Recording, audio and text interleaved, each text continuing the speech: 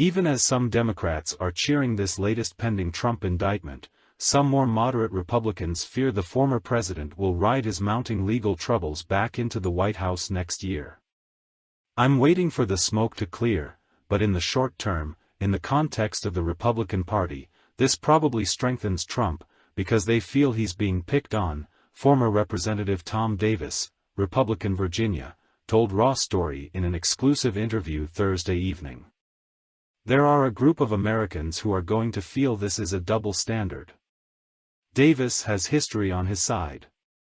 This spring, Trump saw his poll numbers shoot up after Manhattan District Attorney Alvin Bragg dropped 34 felony counts on the former president for his alleged hush money payments to porn star Stormy Daniels. Even after Trump was found liable in May for sexually abusing writer E. Jean Carroll, as the GOP presidential primary field kept expanding, Trump's popularity amongst his GOP base has remained historically strong. The stakes couldn't be higher for special counsel Jack Smith. "You better get this right. You're in a new area here," Davis said.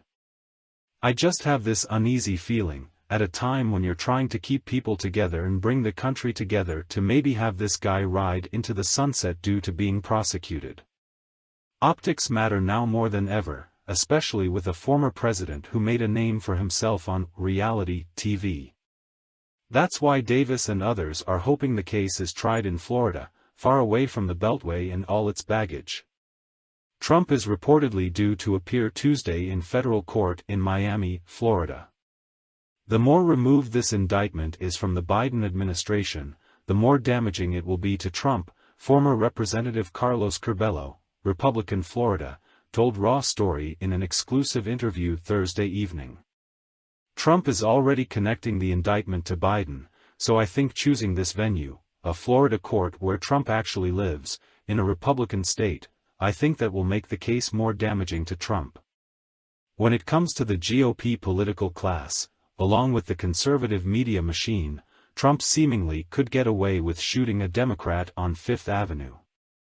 But Curbelo says the fealty of the Republican rank and file is paper-thin.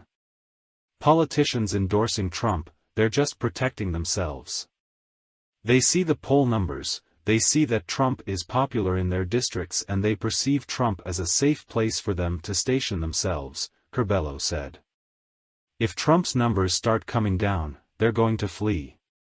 A lot of these people don't even like Donald Trump. Still, Trump is playing the victim card, witch hunt this and witch hunt that, which has worked with his base. That's not likely to change any time, or potential indictment, soon," said Davis of Virginia. "A lot of this goes to intent. I understand the subtleties, the nuances, but the public doesn't get it.